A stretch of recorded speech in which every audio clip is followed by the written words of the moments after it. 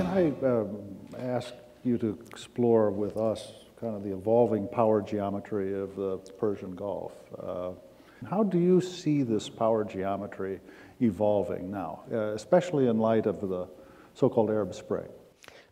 Probably in a messy fashion, to put it very bluntly. It's very difficult for us to have a consistent policy there because we have conflicting interests.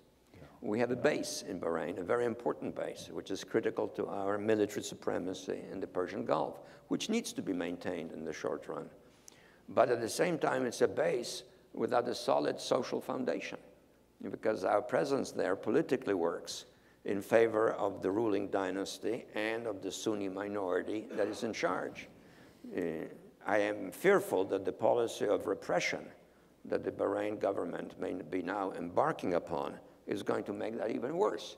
The notion, for example, of doctors and nurses, numbering almost 50, being tried because they treated the wounded who happened to be in the main Shia, because they were the ones who were demonstrating, is to me appalling. And yet we are, in effect, identified with it because we have such a stake in our base. Secondly, we have a stake also in Bahrain because of its importance to Saudi Arabia. And the Saudis naturally attach great importance to it. But the Saudis are currently totally disillusioned with us. And that's a fact of life. And to some extent, their disillusionment is a reflection of their own internal problems. But to some extent, it also may be, to some extent, a reflection of their sense that our policy in the region has not been consistent with our public stance and even with some of our negotiating commitments. And that does involve what is one of the critical problems in the region, namely the persistence of the Israeli-Palestinian conflict and the growing perception in the region that we're not serious about solving it. We're not serious about using our influence to bring it about to an outcome which I personally still think is attainable, but with growing uncertainty, namely an accommodation that makes Israel a permanent part of the Middle East and even an accepted part of the Middle East and is assured of its security, but at the same time, by creating a modus vivendi with the Palestinians, creates a potential of Israel and Palestine together cooperating, because they will be intermeshed if they become two states, becoming, in effect, the Singapore of the Middle East. Yeah, I think that's an opportunity that's being wasted. And it's an opportunity which, in the short run, works against our interests and maximizes resentments such as those which are now being expressed more openly in Saudi Arabia. And in the longer run, poses a danger, not only just to our general interests in the region, but to Israel's well-being.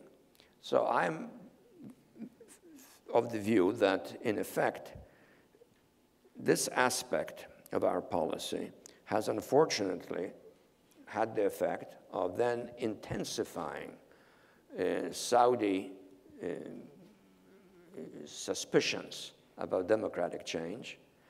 There probably inner fears of it affecting them as well, because that will happen at some point, and thus has put us on a course in which alienation between us and the Saudis is deepening, and that has an immediate impact, a kind of a paralyzing impact on any constructive approach to the issue of Bahrain as a symptom as well as an issue in the short run, but also as something which foreshadows a much deeper reality, which is this.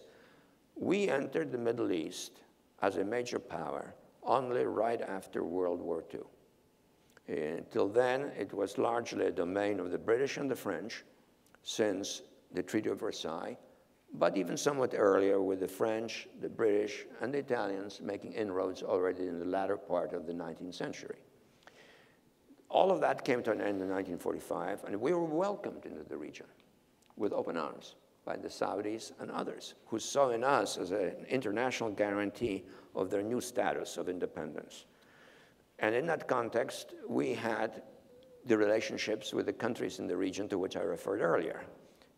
Today, I think all of that is changing, and the Arab Spring, which creates such fear in Riyadh and which has unleashed such hopes in Washington, I fear is gradually going to become the Arab winter. And that is to say, we're not going to see really democratic governments emerge that quickly.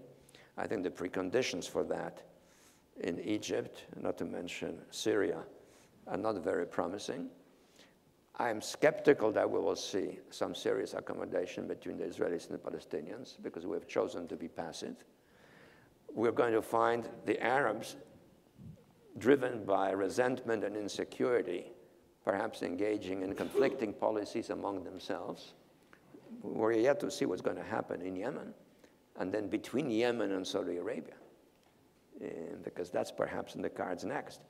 And as a result, our exit from the region, which is an exit not willed by us, but forced by circumstances, will continue and perhaps become more marked. And the question will arise, what will happen in the region? And who on the outside will begin to capitalize on it?